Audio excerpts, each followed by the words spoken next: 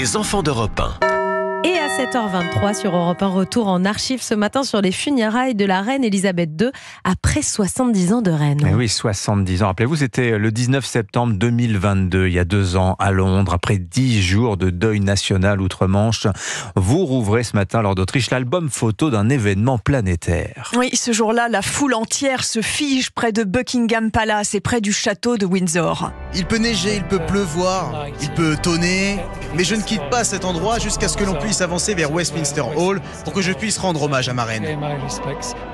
C'est dans l'abbaye de Westminster qu'a lieu la première cérémonie, là aussi qu'Elisabeth II s'était mariée et qu'elle a été couronnée à l'âge de 27 ans. Ma grand-mère, ma mère, ma tante avaient assisté au mariage de la reine et à son couronnement, donc il fallait qu'on soit là pour ce jour historique avec nos petits-enfants.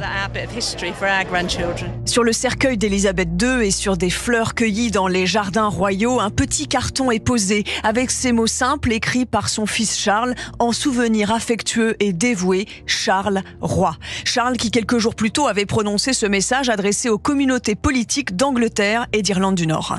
Ma mère ressentait profondément l'importance de son rôle, qui consistait à unifier ce qui avait été divisé par l'histoire.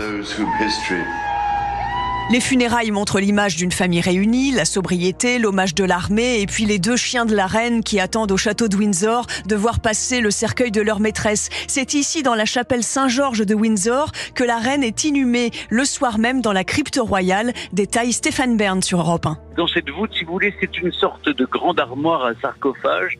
Et dans ces sarcophages, il y a notamment le corps du prince Philippe, duc d'Édimbourg, qui est décédé au mois d'avril 2021 et qui attendait que son épouse la rejoigne au tombeau. En réalité, dans la famille royale britannique, on n'enterre pas les membres de la famille royale, on les dépose dans la crypte. La couronne impériale d'État et le sceptre sont enlevés du cercueil pour être posés sur l'autel, le symbole de la fin d'un règne. Merci Laure d'Autriche, réalisation Sébastien Guidis. Il est l'heure de jouer avec les enfants d'Europe 1.